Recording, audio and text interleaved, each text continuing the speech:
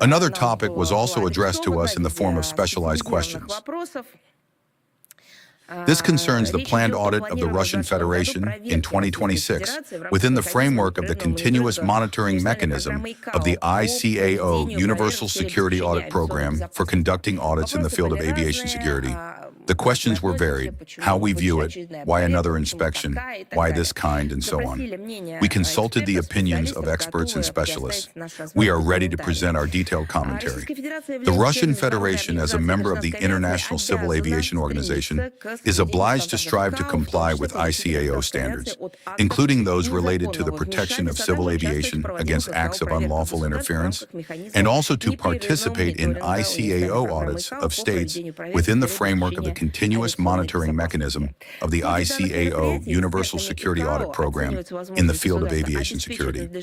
During these activities, ICAO experts assess the state's capability to exercise proper control over activities in the field of aviation security, as well as the level of compliance with the standards of Annex 17 and the aviation security-related standards of Annex 9 to the Convention on International Civil Aviation. According to the continuous monitoring manual under this program, a risk-based approach is used to determine the type, scope, and frequency of audits to be conducted in a specific state. The timeframes for audits generally range from 3 to 10 years, depending on the risk assessment of each state. Audits may be conducted either in a full-scale format, with auditors traveling to the state being audited, or in a simplified documentary format, that is, without a visit.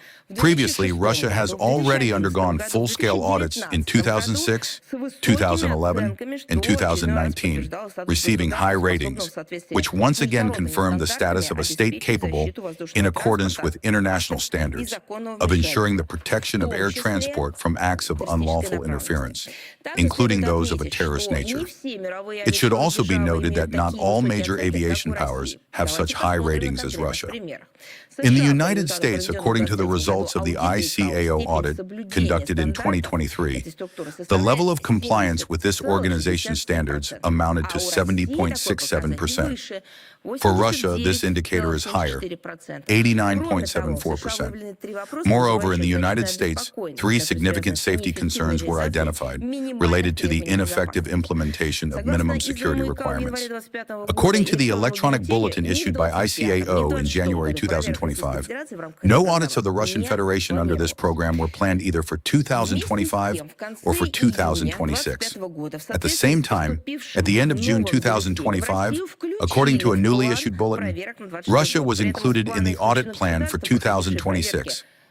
Meanwhile, states that underwent audits in 2018 to 2019 and with lower results than the Russian Federation were excluded from the plan. Among European states, the 2026 audit plan includes the Netherlands, Croatia, Slovenia, Denmark, and Portugal, which previously underwent audits in 2017 to 2019 in the documentary format, without auditors traveling to those states. It should be noted that all European Union states are audited exclusively in the documentary format. On-site full-scale audits in the European region for 2026 are planned only in Russia, Belarus, and Tajikistan. In general, the audit plan includes states that previously underwent audits in 2016 to 2019. With the exception of Iran in 2012, El Salvador in 2020, and Tuvalu, this state has never been audited before. The inclusion of the Russian Federation in the 2026 audit plan instead of states with lower ratings based on the results of previous audits, as well as states that underwent audits before 2019, for example, Israel in 2015, naturally raises questions. In 2022, with the beginning of the special military operation, the Russian Federation faced the politicization by ICAO of the norms of international air law, dictated by the collective West, in an obvious and extremely biased manner. The political nature of ICAO's decisions regarding Russia is now clearly and unequivocally evident in matters related to flight safety and creates significant risks of similar decisions being made in the field of aviation security following the audit conducted within the framework of the ICAO Universal Security Audit Program Continuous Monitoring Approach. The results of the 42nd session of the ICAO Assembly, held in Montreal from September 23rd to October 3rd, 2025, indicate the continuous continuing dominant role of the pro-Western camp within the organization, which undermines confidence in ICAO.